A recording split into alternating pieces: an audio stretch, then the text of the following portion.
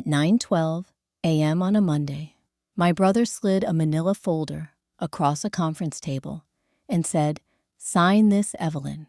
We already voted." There were 7 signatures on the last page. Mine was supposed to be the 8th. I hadn't even sat down yet. If you've ever walked into a room and realized the decision about your life was made before you open the door, you already know the feeling I'm talking about. And if that kind of betrayal hits close to home, take a second to subscribe or leave a comment. Stories like this don't start loud. They start quietly, exactly like this one did. I'm Evelyn Carter. I was 32 years old that morning, and until 9:11 a.m., I was the chief financial officer of Carter Desert Storage, the company my parents built from a single gravel lot in Mesa, Arizona, into a regional business worth just over $18.6 million. By 9:13 a.m., according to the document in front of me, I was being removed for the protection of the family enterprise. No warning, no conversation, just a vote. The conference room smelled like burned coffee and lemon furniture polish. My mother, Linda Carter, sat at the head of the table, posture perfect, hands folded like she was hosting a church committee instead of an ambush. My father, Thomas Carter, didn't look at me. He studied a spreadsheet that wasn't even turned the right direction. And my older brother, Daniel Carter, stood beside the projector screen, holding a laser pointer he never used, like he needed something in his hand to feel in control. Daniel had always liked props. "Let's not make this emotional," he said. "That's the first thing people say when they're about to do something deeply personal." I didn't touch the folder. What exactly am I signing? Daniel exhaled like I'd already disappointed him. "It's a transition agreement. You'll step away from operations. Take some time. We'll restructure leadership." I repeated. "Yes." I flipped the first page. The language wasn't about rest. It wasn't about restructuring. It was a removal clause tied to something called a fiduciary concern. My name appeared 12 times. Every instance positioned me as a liability. Here's what mattered. I'm a forensic accountant by training. Numbers don't intimidate me. Legal language doesn't blur together. And this document, it had been written by someone who expected me not to read it carefully.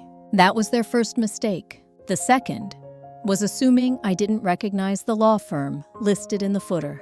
Henderson, Pike and Ralston. Corporate litigation specialists, not business advisors. Litigators are who you hire when you expect a fight or when you're planning one. "Where did this come from?"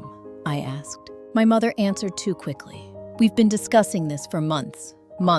I'd closed the company's Q2 books 10 days ago. Sat across from Daniel reviewing expansion financing 3 days ago. Had dinner at my parents' house last Sunday. No one mentioned concerns. No one mentioned a vote. No one mentioned I was being erased from the company I helped stabilize during the 2008 crash, the 2020 shutdowns, and 2 brutal refinancing cycles. Instead, they scheduled a meeting for 9:00 a.m. and labeled it Leadership Alignment Discussion.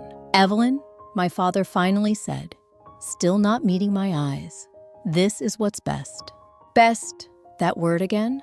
Best never seems to include the person being sacrificed. I turned another page. That's when I saw it. A paragraph referencing an internal audit. An audit I had never conducted, never authorized, never even heard about. My pulse didn't spike. It slowed. Because when something doesn't make sense financially, there are only 2 explanations. An error or a setup. And my family didn't make clerical errors worth 6 figures in legal drafting. Let me pause here for a moment and ask you something. If you were sitting where I was looking at signatures from people you trusted attached to claims you knew weren't true, would you argue right then? Or would you stay quiet and find out what they weren't telling you? I chose silence, not because I was shocked, because something about this was too coordinated to be spontaneous. Daniel misread my quiet as surrender. "You'll receive a buyout over 5 years." He continued, clicking to a slide No one needed. We're being generous.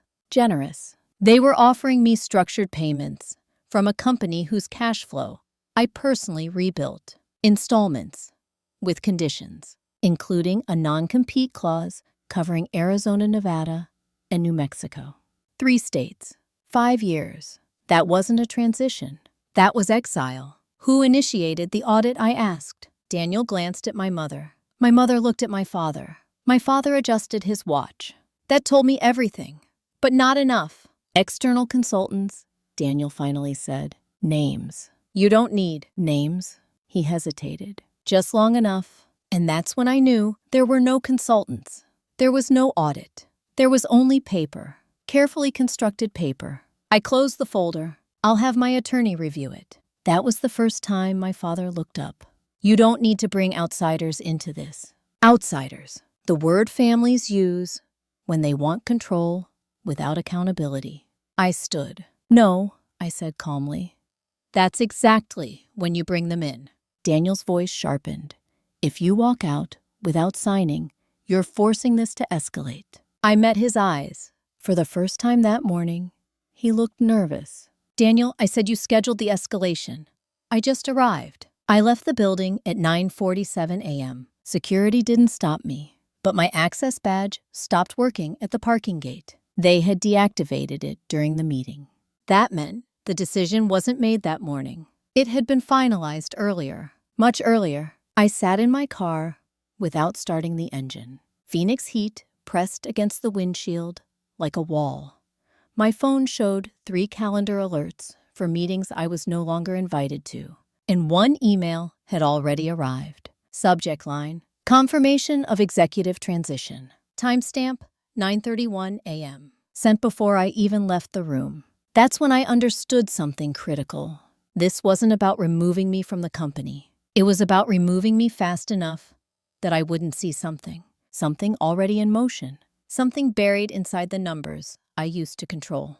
I didn't drive home. I drove to the one place they wouldn't expect, a records office. Because if my family wanted me gone that urgently, there had to be a transaction they didn't want me questioning, and I intended to find it. I just didn't know yet that what I was about to uncover wasn't a bad decision. It was something far worse, something that would explain why they needed my signature so badly, and why they were afraid to let me read the last page. By 11:06 a.m., I was standing in line at the Maricopa County Recorder's office, holding a printed copy of the company's latest property filings. I wasn't supposed to have time to do this. That much was obvious. Whatever Daniel and my parents had planned, they expected me to go home, feel blindsided, maybe cry, maybe call someone, maybe try to process what had just happened. They did not expect me to start pulling public records within 2 hours. That was their third mistake. If you've never been inside a county records building, it's not dramatic. There's no tension, no music, just fluorescent lights, beige walls, and people quietly documenting the most important decisions of their lives. Divorces, liens, transfers, foreclosures, paper trails of consequences. I requested every filing connected to Carter Desert Storage from the past 90 days. The clerk handed me a numbered ticket and said, "It'll be about 20 minutes. 20 minutes is a long time when your entire life just shifted sideways." I sat there thinking about something Daniel said. We already voted. Voted on what exactly? Because removing an officer from a privately held company doesn't require this level of legal architecture unless there's something tied to it. Something contractual, something expensive. When my number was called, the clerk slid a stack across the counter. Recent filings are tabbed. I thanked her, stepped aside, and opened the first document. Routine amendment. Second document. Routine zoning acknowledgement. Third document. That's where my stomach dropped. It was a secured lending agreement. Filed 12 days earlier. Value, $9.2 million. Borrower Carter Desert Storage. Collateral 3 of our highest performing facilities. Lender A, private equity group called Sonoran Capital Partners, LLC. I had never heard of them, which was impossible. Because I personally approved every financing relationship our company had for the last 6 years. Let me explain why this mattered.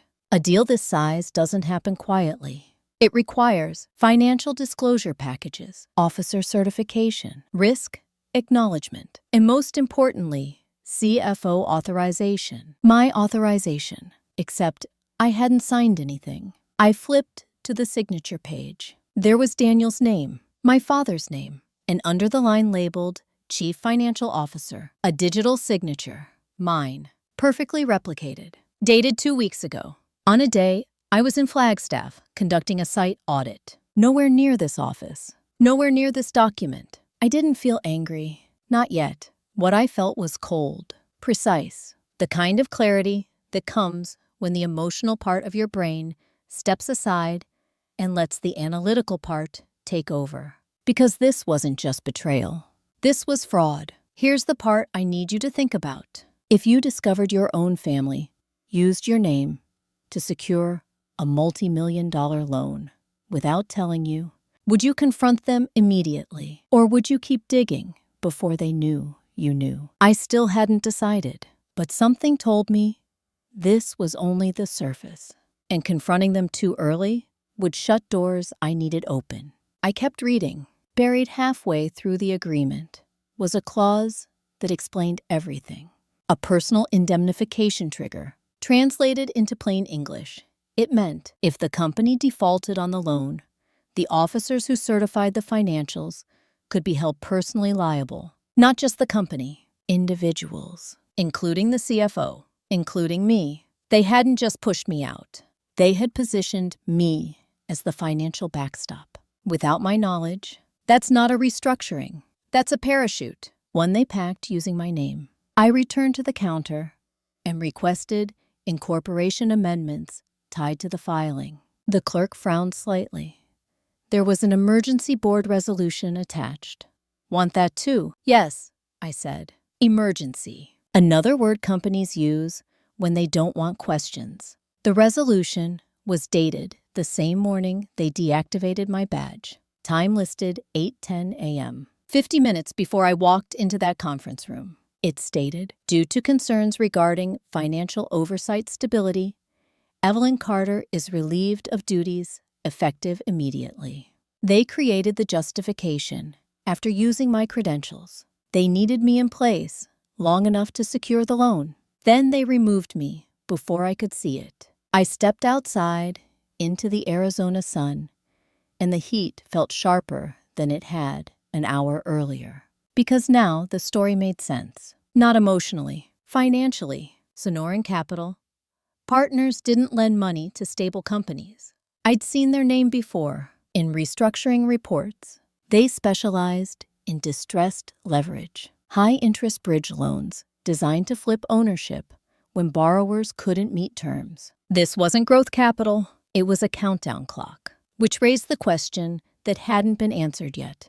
Why would my own family tie the company to a deal structured to fail? And why did they need me legally attached when it did? My phone buzzed. Daniel, first call since the meeting.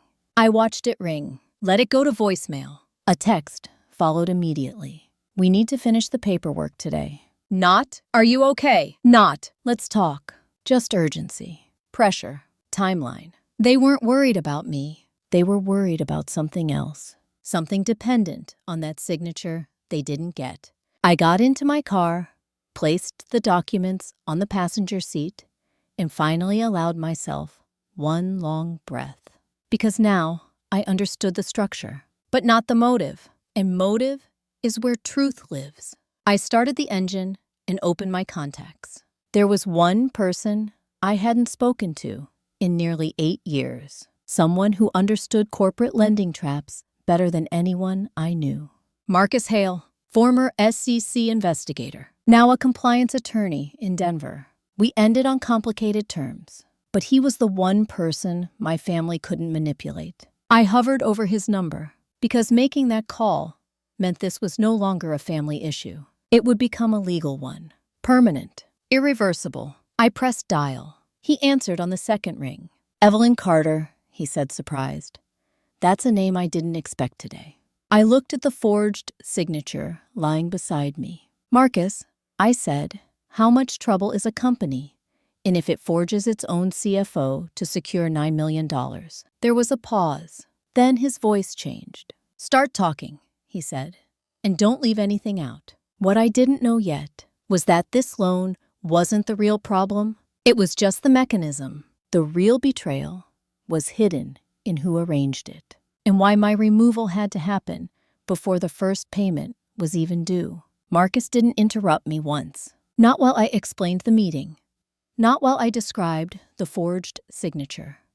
Not even when I read him the indemnification clause, word for word. The only sound on the line was the faint tapping of a keyboard. He was pulling records while I talked. That was always Marcus Hale's style. Verify first, react later. When I finished, there was a long pause. Then he asked one question. When's the first payment due? I flipped back through the agreement. 30 days from funding. Another pause. Evelyn, he said carefully, this isn't structured like a loan. It's structured like a conversion trap. I leaned back in the driver's seat. That's what I thought. No, Marcus replied. You don't understand. This kind of deal isn't meant to be repaid. Let me explain what he meant, because this is where things stopped being messy family drama and started looking like something engineered. Sonoran Capital Partners specialized in something called equity capture financing. Here's how it works. They lend a company more money than it can comfortably service. The terms look flexible, but they include performance triggers buried deep in the contract. When the borrower inevitably breaches one of those triggers, the lender gains the right to convert debt into ownership.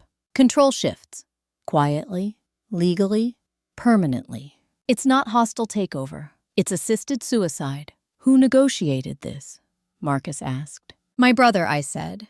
But he wouldn't understand half the language in this document. Exactly, Marcus said.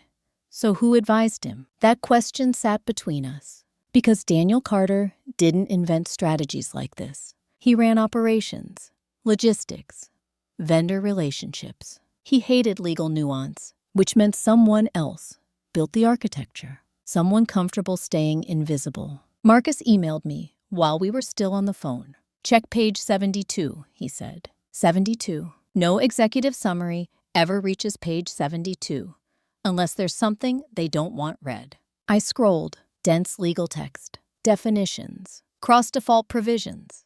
Then I saw it. Operational Covenant 14.3. At first glance, it looked harmless standard language, requiring continuity of certified financial oversight. But Marcus spoke before I could finish reading. That clause requires the company to maintain the same CFO who certified the loan for at least 12 months, he said. My stomach tightened. They removed me the same day I whispered. Exactly, Marcus replied. They triggered their own violation. If the covenant was breached, Sonoran Capital could impose penalties. Massive ones. Rate escalations, accelerated repayment, or forced restructuring. In other words, the company would default before it even made its second payment. I stared at the document. They set themselves up to fail. No, Marcus corrected. They set someone up to fail. That distinction mattered, because defaults don't just create corporate consequences. They create personal exposure, especially for the officer whose credentials were used to secure the financing. Me? I felt the first flicker of anger then. Not loud, not explosive, just sharp. They needed my name attached, I said slowly. So when this collapses, liability follows me. Marcus didn't answer immediately, because we both knew what that meant. This wasn't just about removing me from the company. It was about insulating everyone else. Let me stop here and ask you something. If you realized your own family built a legal structure designed to shift blame onto you, would you still call it betrayal? Or would you call it something worse? Marcus finally spoke again. Have they asked you to sign anything else since the meeting? Yes, a transition agreement, non-compete, installment buyout. That's the cleanup phase, he said. If you sign, you validate their timeline. And if I don't, you remain the certifying officer on record. which meant legally, I was still tied to the transaction they claimed I had nothing to do with. They couldn't finalize their insulation without my cooperation. That explained Daniel's urgency. They're under time pressure, Marcus continued. Sonoran doesn't wait. Once funds deploy, compliance checks begin. If something doesn't line up, they move fast. How fast? I've seen enforcement notices within 45 days. 45 days. We were already 12 days in. I closed my eyes. Pieces started aligning. The rushed meeting. The pre-written narrative. The attempt to push me out before I saw the filings. They weren't just excluding me. They were racing a clock. Marcus, I asked, can we prove the signature wasn't authorized? Yes, he said. But here's the bigger question. What? Do you want to prove fraud? Or do you want to understand why they needed it? That question hit harder than everything else.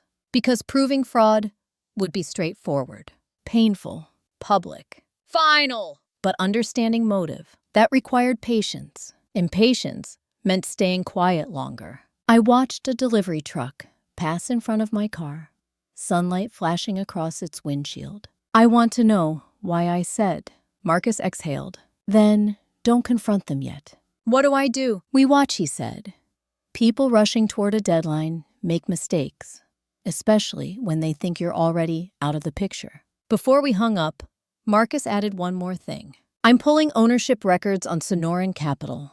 If this is what I think it is, there'll be a connection. A connection to what? To someone your family trusts. That evening, Daniel texted again. We need resolution. This is getting complicated. I didn't reply, because for the first time, I understood something he didn't. This wasn't getting complicated. It already was. And somewhere inside Sonoran Capital's structure, there was a name we weren't expecting to find. A name that would explain why my parents were willing to risk everything to push me out. We just hadn't uncovered it yet. Marcus called me the next morning at 6:38 a.m. That alone told me whatever he'd found wasn't minor. Marcus Hale did not do early morning calls unless something required immediate attention. Are you sitting down? He asked. I've been up since 5, I said.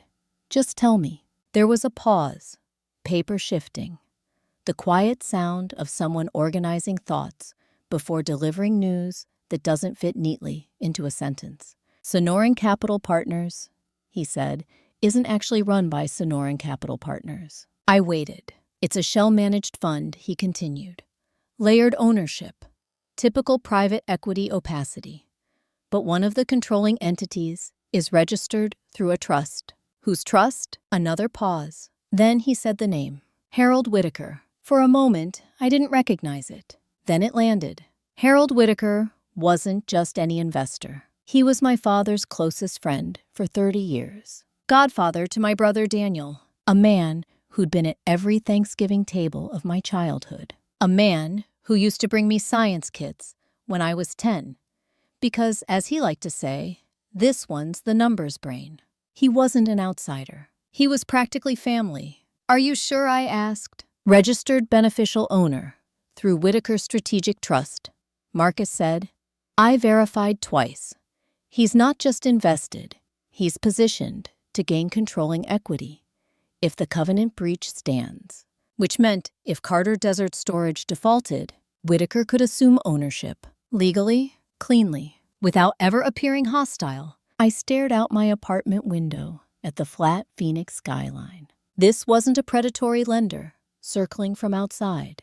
This was an inside job, structured by someone my parents trusted enough to never question. Or worse, someone they agreed with. Let me ask you something here. If betrayal comes from a stranger, it hurts.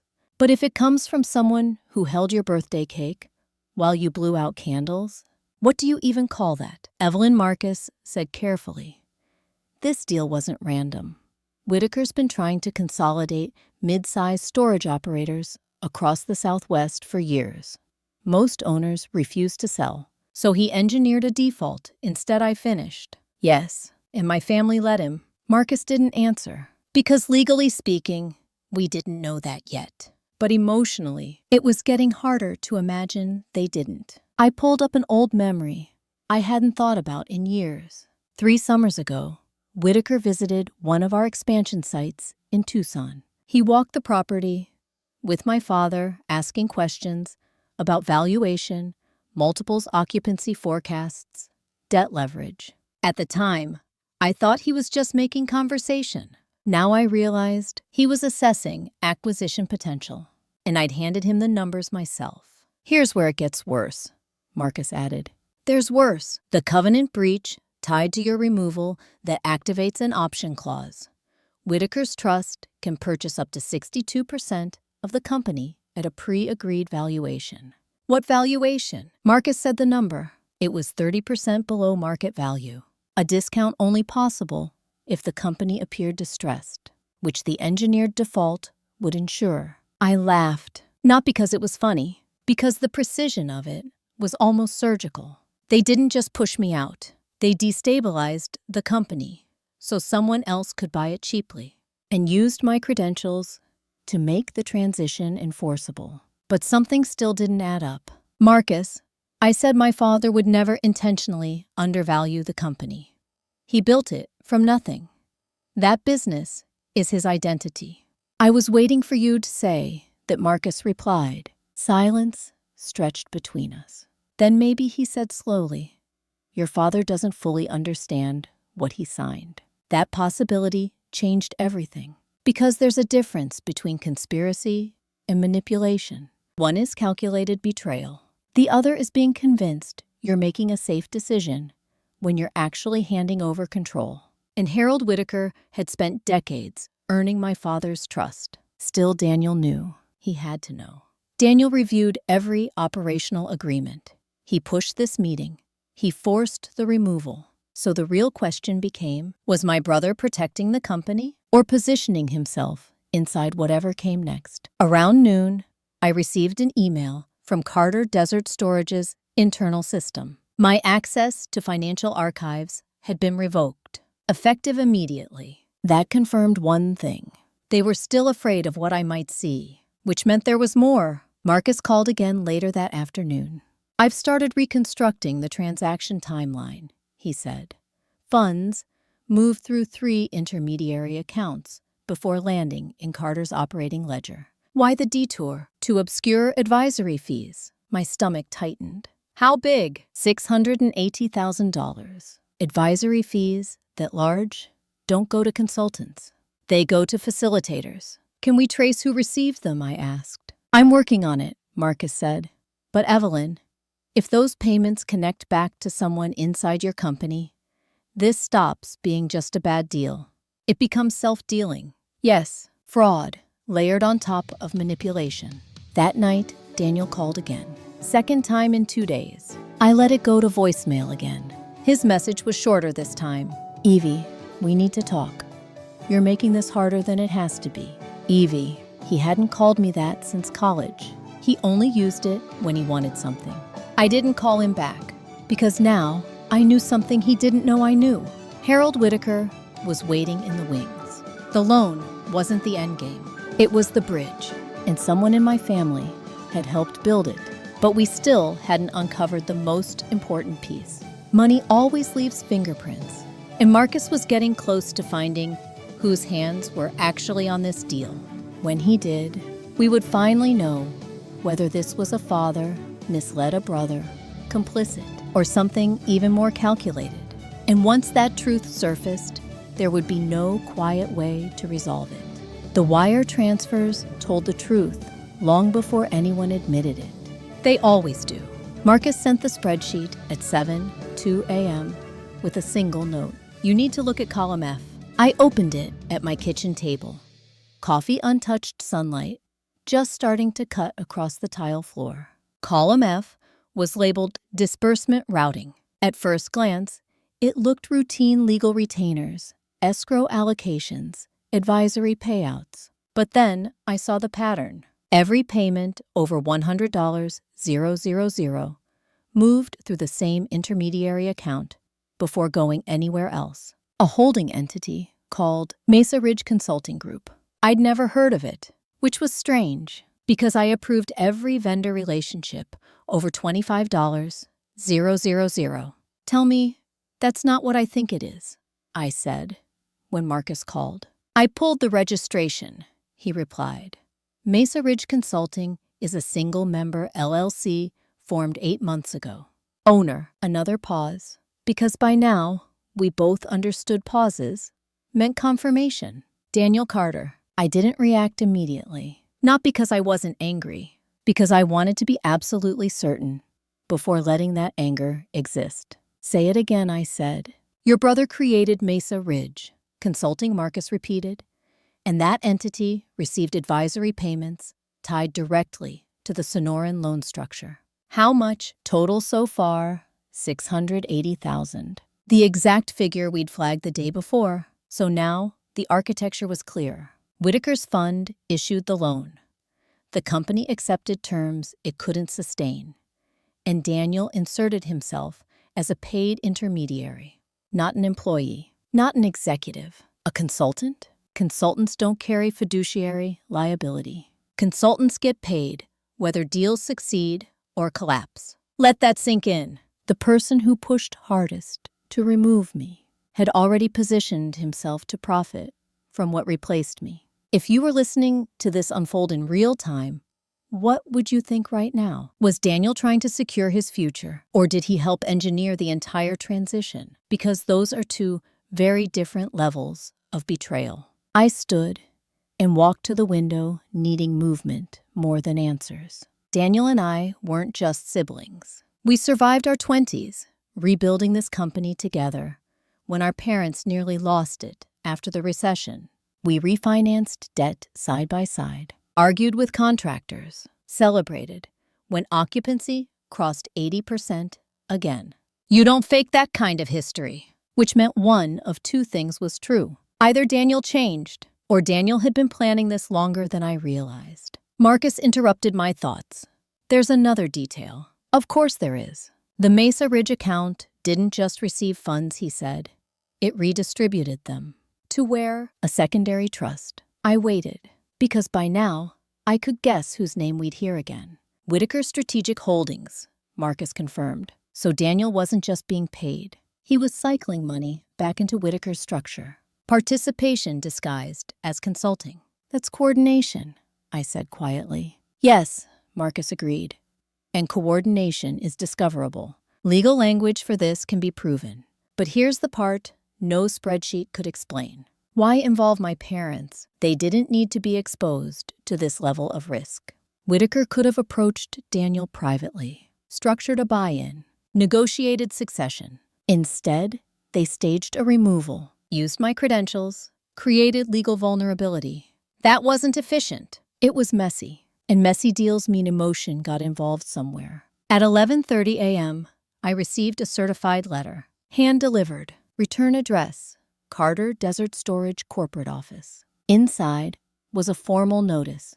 They were scheduling a shareholder ratification meeting in 10 days. Agenda item, executive realignment and strategic capital integration. That's corporate language for announcing a major ownership shift, publicly. Once ratified, unwinding, it would become exponentially harder. Marcus read the notice while I stayed on the phone. They're accelerating, he said, which means Whitaker wants control locked before anyone challenges the covenant breach. Can we stop it? Yes. How? Another pause. Because legal solutions are rarely simple. You don't stop the meeting, Marcus said. You attend it. I laughed under my breath. They just removed me. You're still a shareholder, he replied. And more importantly, you're still the certifying financial officer on record for the loan. That meant I had standing. Legal standing. The one thing they couldn't revoke with a badge swipe. This was the first time since the conference room that I felt the balance shift. Not emotionally, strategically. Because up until now, they thought I was reacting. They didn't realize I was documenting. Marcus, I asked if we present evidence of undisclosed self-dealing at that meeting. What happens? They'll deny it, first, he said. Then they'll try to delay. And when the documentation holds, they lose leverage. I finished. Yes? But there was still one missing piece. Intent. We could prove money moved. We could prove Daniel benefited. But we didn't yet know what Whitaker promised him. And motive would determine everything. That evening, I went back through years of emails Daniel and I exchanged. Not looking for financial details. Looking for tone, language. Moments where conversations subtly shifted. Because people don't jump into deals like this overnight. They justify them to themselves first. I found one email from 9 months ago. Subject line. Thinking long term. At the time, it seemed harmless. Daniel talking about succession growth. Fatigue how hard it was to keep scaling without outside capital. One sentence stood out now. Sometimes survival means partnering with people who know how to take things to the next level, even if Dad wouldn't understand it yet. At the time, I read that as frustration. Now it read like foreshadowing. 10 days. That's how long until the shareholder meeting. 10 days before Whitaker's structure attempted to formalize control. 10 days before Daniel's consulting arrangement became buried under legitimacy. 10 days to decide whether I would expose everything or let them believe their plan worked. And here's where the story changed direction. Because revenge, real revenge, isn't loud. It isn't impulsive. It's patient. It waits until the moment truth becomes unavoidable. We weren't ready to confront them yet, but we were close. Marcus was still tracing one final thread, a set of communications marked privileged. If those connected Daniel directly to Whitaker, before the loan discussions ever reached the company, it would prove this wasn't a rescue plan. It was premeditated. And once we had that, the meeting they scheduled to finalize my removal would become the place everything unraveled. Marcus found the message 2 days later, not because it was hidden well, because someone tried to erase it too quickly. Ever heard of retention mirroring? He asked when he called. Yes, I said. Server-side duplication for compliance archiving. Exactly, Marcus replied. Your company uses a third-party backup system.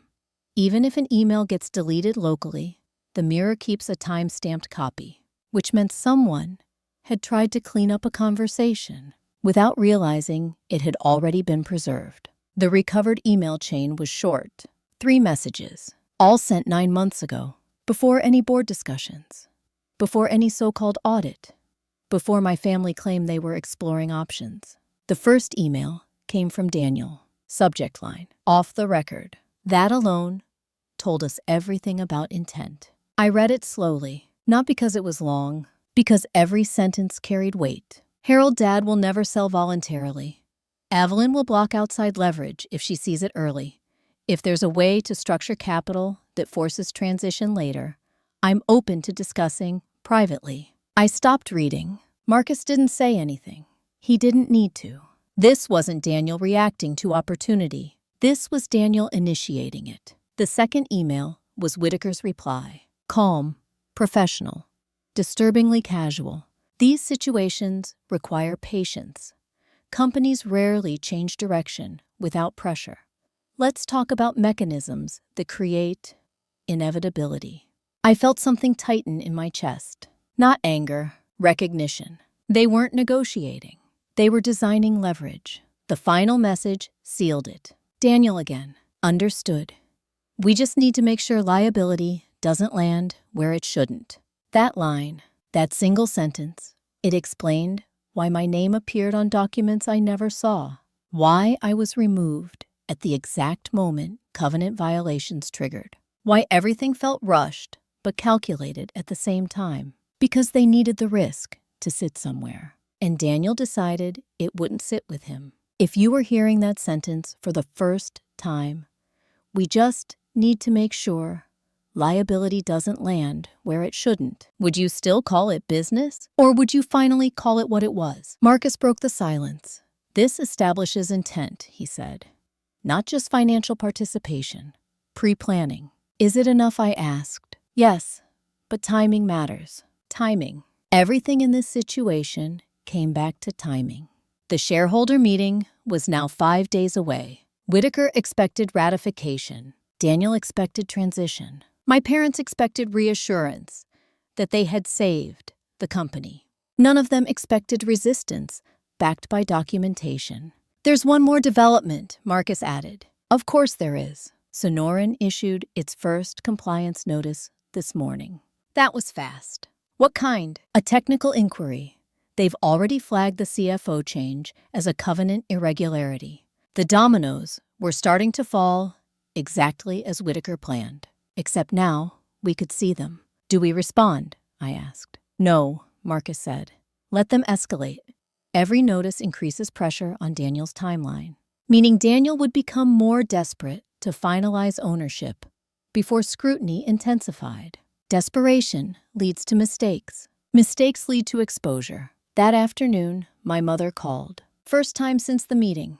I almost didn't answer, but something told me I needed to hear her version of reality. "Evelyn," she said, voice tight but controlled, "your father is very upset about how distant you've become." Distant. I had been removed from the company 4 days earlier. "We're trying to stabilize things," she continued. "Daniel is carrying a lot right now." I closed my eyes. Carrying a lot. That's one way to describe orchestrating a leveraged transition. "Mom," I asked gently, "did anyone explain the loan terms to you?" A pause. Too long. "Your father handled that," she said. "Harold assured us it was necessary for expansion." Expansion. The word Whitaker used when he wanted people to stop asking questions. Right then, I understood something important. My parents weren't co-conspirators. They were convinced participants. Daniel didn't just arrange a deal. He curated what they were allowed to understand. That realization didn't soften anything, but it clarified the battlefield. This wasn't me versus my whole family. It was me versus a narrative Daniel constructed. And narratives collapse when confronted with documents. Marcus called again that evening. "I've prepared a disclosure package," he said. "If presented at the shareholder meeting, it forces formal review before any ratification vote, meaning they can't finalize Whitaker's position without addressing the conflict of interest. And Daniel, he'll have to explain Mesa Ridge Consulting under oath if it goes that far." This was the turning point. Up until now, everything had been investigation. Quiet, contained. After the meeting, it would become public record. Permanent. Let me ask you something here. If you had the chance to expose the truth in one moment, but doing so would permanently fracture your family, would you still go through with it? Or would you walk away and let them believe their version? I didn't answer that question immediately. Instead, I opened the original transition agreement they wanted me to sign. 5 pages of language designed to make me disappear quietly. At the bottom was a line I hadn't paid attention to before. "Employee acknowledges separation as voluntary and mutually beneficial." Voluntary. That word again. Manufactured consent. I closed the document. Called Marcus back. "I'll be at the meeting," I said. "Good," he replied. "Because once this starts, it won't stay contained." "I know." "And Evelyn." "Yes." "After this, there's no going back to how things were." I looked around my apartment, at the quiet, at the stack of documents that now told the real story. "I don't think there was ever a way back," I said. 3 days remained before the shareholder meeting. 3 days before Daniel's plan reached the point of no return. 3 days before Whitaker expected control to be inevitable. But inevitability only works when no one interrupts it, and I was about to. The strangest part of the week before the meeting was how normal everything looked. No angry phone calls, no legal threats, no dramatic confrontations, just silence. The kind of silence that only exists when one side thinks they've already won. Daniel didn't contact me again. My parents didn't push. Even Whitaker stayed invisible. If you didn't know what was underneath it all, you would have thought the situation had settled. But silence, I've learned, isn't peace. It's preparation. Marcus called it letting the structure reveal itself. People executing a plan become predictable, he told me. They start following the timeline they built. And Daniel had built a very specific timeline. We could see it in the filings. 2 days before the shareholder meeting, Mesa Ridge Consulting issued its first formal invoice to Carter Desert Storage. Amount due, $225,000. Description, Strategic Transition Advisory. He was already paying himself, before ownership even changed. That invoice mattered more than it seemed. Because once compensation begins, it establishes a professional relationship. Daniel wasn't acting like an executive anymore. He was repositioning himself as an external advisor. Exactly the role that shielded him from internal liability. Exactly the role we'd seen coming. I didn't respond, didn't object, didn't warn them, because Marcus was right. Interruption too early would give them time to adjust. Instead, we watched and documented. Let me pause here and ask you something. Have you ever noticed how people reveal their intentions most clearly when they think no one's challenging them? That's where we were now, watching choices unfold without resistance. On Wednesday afternoon, I drove past the company headquarters for the first time since the meeting. Not because I needed to, because I wanted to see it. The same beige stucco building, same row of Palo Verde trees my father insisted on planting himself. Same sign out front that still read, Carter Desert Storage Family, owned since 1987. Family owned. That phrase felt heavier now, because technically, Daniel wasn't planning to keep it that way. He was planning to redefine what family meant. I didn't go inside. I sat in the parking lot for 10 minutes, remembering things that had nothing to do with contracts or loans. The summer, we repainted units ourselves because we couldn't afford contractors. My mother bringing lemonade to job sites. Daniel teaching me how to negotiate vendor rates when I was 24 and terrified of sounding inexperienced. Those memories weren't fake, which somehow made what was happening harder to process. Marcus texted while I was sitting there. Compliance notice #2 issued. Sonoran Capital was escalating, right on schedule. Their letter cited material deviation from declared executive structure. Translation: they were applying pressure, exactly as designed. Daniel responded internally. Within hours, we could see it through shared disclosures tied to the loan. He assured Sonoran that leadership restructuring would be finalized at Friday's shareholder meeting. He promised stability, continuity, resolution. He was trying to buy time, but time was the one thing his structure couldn't afford. Because every notice increased scrutiny, and scrutiny meant more documentation, and more documentation meant more opportunities for truth to surface. That evening, my father called. Not a text, not an email, an actual call. I let it ring longer than I probably should have before answering. "Evie," he said. His voice sounded older than it had a week ago. "I wish you'd come by," he continued. "We could talk through this like a family." There it was again. Family, used like a shield. "Dad," I asked carefully, "do you understand the terms of the Sonoran agreement?" A pause. "I understand Harold wouldn't steer us wrong." "Not." "I reviewed the structure." "Not." "I negotiated the clauses." Just trust. Decades of it. Leveraged against him. "I'll be at the shareholder meeting," I said. He sounded relieved. "Good. That's good.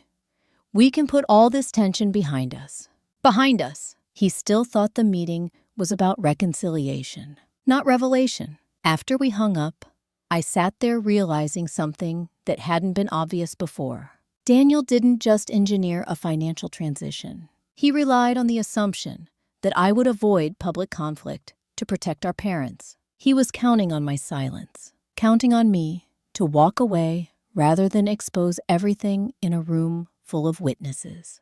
That assumption was the only part of his plan that depended on who I used to be. Marcus and I reviewed the disclosure package one final time the night before the meeting. Emails, financial routing, corporate filings, loan covenants, everything aligned into a timeline that told one clear story. No accusations, just facts arranged in order. Facts are harder to argue with. Once this is presented, Marcus said, "There's no controlling how people react." "I'm not trying to control reactions," I replied. "I know," he said. "You're trying to correct the record." Exactly. This wasn't about revenge anymore. It was about refusing to carry responsibility for something I didn't create. Before we ended the call, Marcus asked me something he hadn't asked before. Are you ready for Daniel to deny everything? He will, I said. He'll blame Whitaker. Or misunderstanding. Or you. I know, and your parents may believe him first. That part didn't surprise me either, because narratives are powerful, especially the ones families want to believe. I slept maybe 3 hours that night. Not from anxiety, from anticipation. There's a certain calm that comes when you've already decided what you're going to do. No more analysis, no more waiting, just execution. Friday morning, 9:00 a.m. The shareholder meeting was scheduled in the same conference room where they asked me to sign away my role. Same table, same chairs, same view of the parking lot. Daniel probably thought that symmetry would make the transition feel official, clean, contained. But rooms remember things, and this one was about to witness a very different conversation. Because what Daniel didn't know was that the meeting he scheduled to finalize control was about to become the moment everyone realized exactly how that control had been arranged. And once that realization started, it wouldn't be quiet anymore. At 8:52 a.m., I walked back into the same conference room where they tried to erase me. No one expected me to arrive early. That alone shifted the atmosphere. Daniel was already there arranging printed agendas at each seat, like he was hosting a seminar. He looked up clearly surprised, but recovered quickly, with the same practiced confidence I'd seen him use on investors. Glad you came, he said. I was hoping we could handle this constructively. Constructively. That word, again neutral, on the surface loaded underneath. My parents arrived a few minutes later. My mother gave me a tight smile, the kind meant to signal normalcy. My father avoided eye contact entirely, focused instead on pouring coffee he didn't drink. 2 outside minority shareholders joined us shortly after people who had invested years ago entrusted our leadership to operate transparently. They didn't know yet that they were about to hear a very different story. Daniel stood once. Everyone was seated. Thank you all for coming, he began. Today, we finalize a strategic partnership that ensures Carter Desert Storage continues to grow in an increasingly competitive market. He clicked to a slide presentation titled Strategic Capital Integration Plan. Polished, professional, reassuring. It talked about expansion, liquidity, long-term positioning. It did not mention Sonoran's covenant triggers. It did not mention Mesa Ridge Consulting. And it definitely did not mention the emails Marcus recovered. This was the narrative Daniel expected to win. Simple story. Outside capital comes in. Company grows. Family remains involved. No one asks hard questions when the slides look clean. Let me stop here for a moment. If you were sitting there, watching someone calmly rewrite reality in front of people who trusted both of you, would you interrupt immediately, or would you wait until they committed fully to the version they couldn't walk back? I waited, because timing matters more than emotion. Daniel moved into the legal portion. As part of this transition, he said, we've restructured executive oversight to align with lender expectations. Evelyn has agreed to step back from operational duties. I haven't agreed to that, I said. The first interruption. Not loud, just precise. The room went still. Daniel didn't look at me. He kept his eyes on the slide. We've been working through details, he replied. The formal acknowledgement is pending. Pending, meaning he still thought he could pressure me into signing afterward. Marcus seated beside me as counsel finally spoke. For clarity, he said calmly, Miss Carter has not executed any separation agreement and remains the certifying financial officer tied to the Sonoran transaction. That was the first time the lender's name entered the room. One of the minority shareholders frowned. I thought this was expansion financing, he said. Daniel nodded quickly. It is. Sonoran provides flexible capital solutions.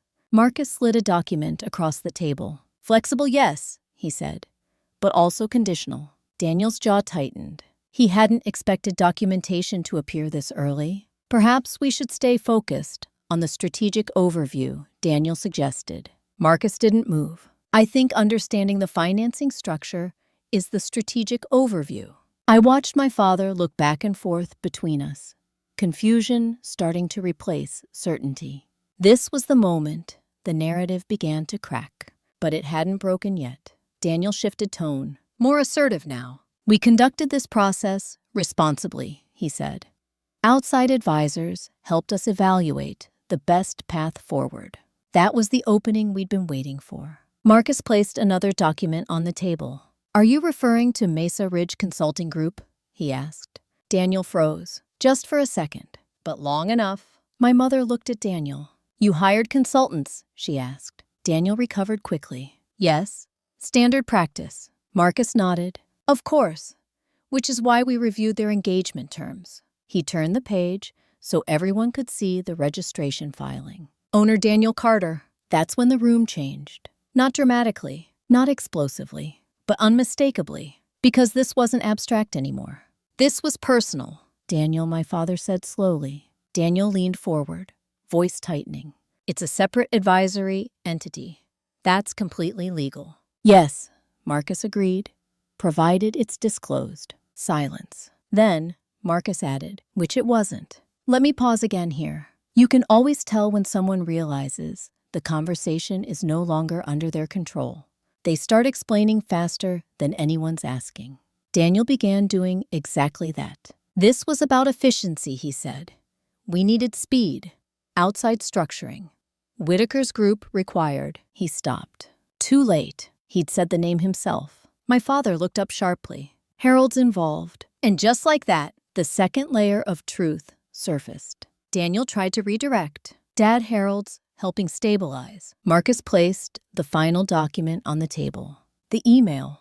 The one marked, off the record, no commentary, no accusation, just printed words. Daniel saw it, and for the first time since this began, he didn't speak. Across the table, my father picked up the page. Read it once. Then again, the room stayed completely silent, except for the hum of the projector. When he reached the line, if there's a way to structure capital that forces transition later, his hands started to shake. Daniel tried one last time. It's not what it looks like, but there's a moment in every unraveling where explanations stop working. We had reached that moment because now the story wasn't about expansion or restructuring or strategy. It was about intent, and intent, once visible, can't be hidden again. The meeting Daniel designed to secure control was becoming something else entirely, and we weren't even finished yet. Because the most damaging evidence, the piece that explained why my removal had to happen first, hadn't been presented. Not yet. No one spoke for nearly 30 seconds. That may not sound like long, but in a room where Daniel had planned every word, every slide, every outcome, 30 seconds of silence was collapse. My father still held the printed email. My mother stared at Daniel like she was trying to reconcile two different versions of the same son. Daniel finally exhaled. This is being taken out of context, he said. It was the first stage. Denial. Marcus didn't argue. He simply opened another folder. We're not relying on context, he said. We're relying on structure. He placed the loan agreement in front of the minority shareholders and turned to a flagged page. Operational Covenant 14.3. One of them adjusted his glasses. What about it? Marcus spoke evenly. This covenant required Miss Carter to remain CFO for 12 months following certification of the loan. My father looked up, but she was removed immediately. Yes, Marcus replied, which triggered a technical default condition. That's when understanding started spreading across the table. Not emotion, comprehension, like watching math resolve itself, step by step. Daniel leaned forward. That's a technicality. Sonoran isn't enforcing. They already issued 2 compliance notices. Marcus interrupted. Daniel stopped talking because he knew that was true.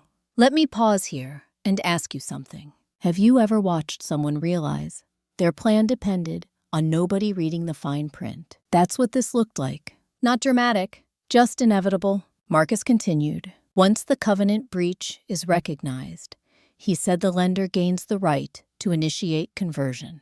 He slid the final document forward. The option clause, the one tying everything together. One of the shareholders read it aloud without meaning to. Debt may be converted into majority equity ownership by Whitaker Strategic Trust. He stopped, looked up. At this valuation, the number was printed clearly, 30% below market. That was stage 2. Blame. Daniel turned toward me. You forced this, he said. You refused to cooperate. If you had just signed the transition. I shook my head. You needed me to sign, so the liability stayed with me, I said calmly. Marcus didn't add anything. He didn't need to. The documents were already doing the work. Daniel's composure started to crack. This company needed capital, he insisted. Dad wouldn't adapt. You would have blocked the deal outright. My father looked at him slowly. You should have come to me. Daniel didn't answer, because honesty would have meant admitting he knew the answer already. Stage 3 arrived right on time. Victimhood. I was trying to save the business, Daniel said, voice tightening. You don't understand the pressure. Competition is changing. Storage consolidation is happening everywhere. All of that was partially true, which is what made it persuasive. But partial truth isn't the same as transparency. Marcus finally addressed the room again. No one is disputing market pressure, he said. The issue is undisclosed self-dealing and misrepresentation tied to fiduciary obligations. He placed one last sheet down. Mesa Ridge payment summaries. The numbers spoke without interpretation. My mother whispered, Daniel, you were paying yourself. It was advisory compensation, he said quickly. From a deal that reduced company value, one shareholder asked. Daniel didn't respond, because there isn't a good answer to that question. That was the moment the structure fully collapsed. Not emotionally, legally, because once conflict of interest is acknowledged, ratification cannot proceed without independent review. The meeting Daniel scheduled to finalize control no longer had authority to vote. I leaned forward for the first time since it began. Not to accuse, just to clarify. You didn't trust the company to grow, I said. You trusted leverage to force change. Daniel met my eyes, and for the first time, he didn't try to argue. Here's the line that stayed with me. One of those moments that sums up everything. I told him quietly, you didn't try to save the family business. You tried to inherit it early. No one spoke after that. Not because there was nothing left to say, because everything had already been said by the documents. The minority shareholders requested immediate adjournment pending investigation. Marcus agreed. There would be no vote, no ratification, no ownership conversion. Not today. As people began gathering their papers, my father remained seated, still looking at the clause, still processing how close he'd come to losing control of the company he built. Whitaker's structure hadn't failed. It had simply been exposed before it could finish. Daniel stood there, not defeated yet, just still calculating. Because people who build plans like this don't stop thinking 3 moves ahead. But now, the board, the lenders, and potentially regulators would all be looking.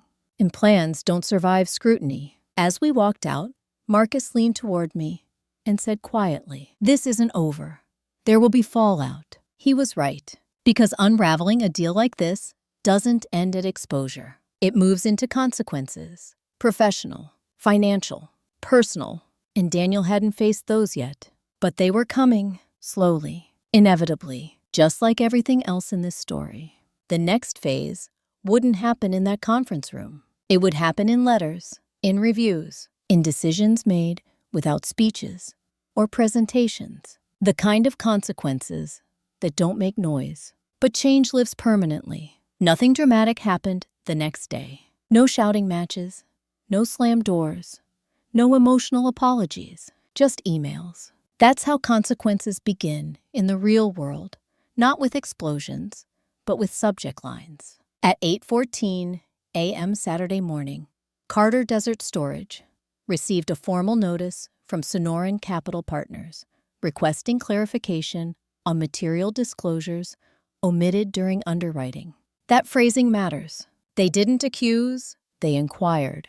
Because inquiries create legal obligation to answer truthfully. And once answers are documented, they can't be reshaped later. Marcus forwarded me the notice. They're protecting themselves, he explained. If Whitaker structured this improperly, they'll distance fast. Meaning Whitaker's leverage only worked if everything stayed quiet. Now that it wasn't the same structure that gave him power, could expose him instead. Deals like this depend on momentum. We had interrupted it. By Monday afternoon, Mesa Ridge Consulting's invoice was formally challenged by the company's outside auditors. Not rejected, questioned. Auditors don't accuse either. They ask for documentation, and Daniel didn't have documentation that justified paying himself from a transaction he never disclosed. Let me pause here for a second. People imagine justice as a single moment, a speech, a revelation, a dramatic ending. But most of the time, justice is administrative. Forms, reviews, decisions made by people who don't care about your family drama. They care about compliance. And compliance is relentless. Daniel called me that evening. I answered. Not because I wanted to talk. Because I knew this was the conversation where tone changes. You've made your point, he said. Not I'm sorry. Not let's fix this. Just acknowledgement of pressure. This was never about making a point, I replied. You blindsided me in that meeting. I almost laughed. You removed me from the company, using my own credentials. Silence. Then, quieter. I was trying to move things forward. Forward. That word again. Forward. For who? Stage 4 had begun. Collapse doesn't look like defeat. It looks like someone realizing the system they relied on no longer protects them. By midweek, Sonoran issued a third notice. This one required certification from the original signing officer, me. Marcus smiled when he read it. They need confirmation the financial representations were valid. Without that, they can't proceed. And if I refuse, you're not refusing, he said. You're responding accurately. Accuracy in this case meant explaining that authorization had never been granted. Not emotional, not accusatory, just factual. Facts dismantle structures faster than arguments. Whitaker finally surfaced on Thursday. Not to me, to my father, requesting a private discussion to reassess the partnership. Reassess, another careful word, because now Whitaker needed distance too. The conversion option he expected to exercise had become a liability risk.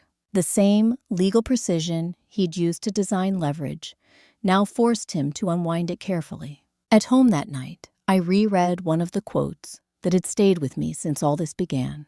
Control built in the dark doesn't survive daylight. That was exactly what was happening. Not revenge, exposure. And exposure changes incentives. One of the minority shareholders called me personally. I've been with your family since 1998, he said. I want you to know we're initiating independent governance review. This company isn't changing hands through back channels. It wasn't reassurance. It was restoration. The company was stepping back into transparency. Daniel sent one last email to the board that Friday. Short, formal. He was suspending Mesa Ridge Consulting's engagement pending clarification. Pending clarification is corporate language for something that isn't coming back. If you're wondering whether this felt satisfying, it didn't. Not the way people expect. Because watching consequences unfold slowly doesn't feel like victory. It feels like gravity. Unavoidable. Impersonal. Final. My father asked to meet me for coffee that weekend. Just the two of us. No lawyers. No agendas. I agreed because this part of the story wasn't about contracts anymore. It was about understanding what happens after trust is broken, even when the truth comes out. Before we met, Marcus asked me one question. Do you know what you want from that conversation? I thought about it for a long time. I don't want anything, I said finally. And that was true. I wasn't looking to reclaim my position or repair what had already changed. I just wanted clarity, because the hardest part of all this wasn't the deal Daniel tried to make. It was realizing how easily families can confuse control with protection, and how long it takes to see the difference, The fallout wasn't finished yet. There would still be restructurings, legal unwind clauses, professional consequences Daniel would have to face quietly over time. But the turning point had already passed. The plan had failed. The company remained intact. And I was no longer carrying the risk meant for me. What remained now was deciding what kind of relationship, if any, could exist after something like this. And that answer doesn't come from documents. It comes from what people choose to do next. I met my father at a small coffee shop in Tempe the following Tuesday. Not one of the places we used to go when I worked at the company. Somewhere neutral, somewhere that didn't belong to either of us. He was already there when I arrived, sitting by the window with a cup that had long since gone cold. He looked like he hadn't slept much. For a moment, neither of us spoke. There are conversations that don't need an opening line. This was one of them. I should have asked more questions, he said finally. Not I should have stopped it. Not I should have known. Just that. Questions. And in a way, that was the most honest thing he could have said. Because this hadn't happened overnight. It happened in small moments, where trust replaced verification. I trusted Harold, he continued. He's advised me for 30 years. When Daniel said we needed to move quickly, I thought, maybe this was just the next stage. He stared down at his hands. I didn't realize you were being pushed out to make it happen. That was the first time he said it out loud. Pushed out. Not transitioned. Not reassigned. Removed. Let me stop here and ask you something. If someone apologizes for the outcome, but not the decision, do you accept that? Or do you recognize that understanding comes after damage, not before? I never wanted the company, I told him. I wanted it to stay honest. He nodded slowly. I see that now. There was no defense left in him, just recognition and regret. We didn't talk about Daniel at first. We talked about everything else. The early years, the risks they took starting the business, the way my mother tracked expenses on yellow legal pads because accounting software was too expensive back then. It reminded me that companies don't start as balance sheets. They start as survival. That's why my father held onto trust so tightly. Trust was how he built everything. It was also what made him vulnerable to someone who knew how to use it. Eventually, his voice lowered. Daniel thought he was helping, he said. I didn't respond, because intention doesn't erase execution. Daniel hadn't been fired. That's not how situations like this end. But the independent review removed him from decision-making authority, pending governance restructuring. No announcement, no scandal, just reassignment into a role with no control. The kind of quiet, professional consequence that doesn't make headlines, but permanently changes a career. Whitaker withdrew from the transaction entirely. Sonoran unwound its position through negotiated exit fees. Expensive ones, but far less expensive than litigation would have been. The company survived. Smaller, slower, but still ours. I don't expect you to come back, my father said. I'm not, I answered. And that wasn't anger. It was clarity. Some things don't get restored. They get acknowledged and then left where they are. He nodded. I still hope we can have dinner sometimes. That was the first request he made. Not about business. Not about fixing anything. Just dinner. Normal. Human. Before we stood to leave, he said something that stayed with me. I confused control with care, he admitted. I thought protecting the company meant deciding everything myself. That was the heart of it. Not greed. Not even ambition. Fear. Fear disguised as leadership. Fear Daniel had learned and acted on differently. As I walked back to my car, I realized something surprising. I wasn't angry anymore. Not because everything was resolved, because anger needs proximity to survive. And I had already stepped outside of it. Marcus called later that afternoon. Governance review is closing next week, he said. After that, this is finished legally. Finished. Such a simple word for something that had taken months to unravel. You did exactly what you needed to do, he added. I didn't do it to win, I said. I know, Marcus replied. You did it so the truth existed somewhere permanent. That night, I packed up the last box of documents from my dining table. Emails, contracts, notes, all the pieces of something that once felt overwhelming. Now they were just records, history. There was one sentence I wrote down before putting everything away. One of those lines, you don't plan, you just recognize when it arrives. Justice isn't loud. It's the moment you no longer have to explain yourself. The company would move forward. My family would adjust slowly, imperfectly. Daniel would live with the consequences of choices that couldn't be undone, but also wouldn't define him forever if he chose to change. And me, I had already started building something else, something that didn't require anyone's approval to exist. There was only one thing left, not resolution, not reconciliation, just a decision about where life goes after the conflict ends. And that part doesn't happen in conference rooms. It happens quietly, one ordinary morning at a time. 6 months later, I signed my name to something no one had asked me to sign. That was how I knew everything had changed. The document wasn't a loan, wasn't a corporate resolution, wasn't written by attorneys trying to control outcomes. It was a lease, 12 pages, for a small office space on the second floor of a renovated brick building in Scottsdale. Nothing fancy, no marble lobby, no conference table big enough for power plays. Just sunlight, 2 empty rooms, and a view of a street that stayed busy in the most ordinary way possible. I wasn't starting another storage company. I wasn't trying to compete with Carter Desert Storage. I wasn't trying to prove anything.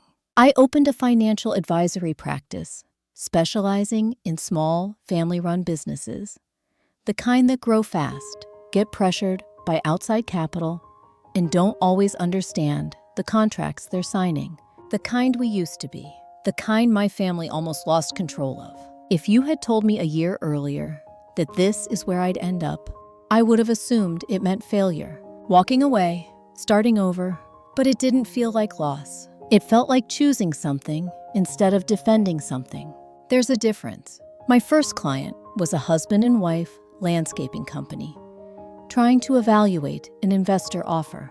They sat across from me, nervous, unsure what questions to ask. I recognized that look immediately because I'd seen it in my father once, long before Whitaker ever entered the picture. We spent 3 hours going through their agreement, line by line.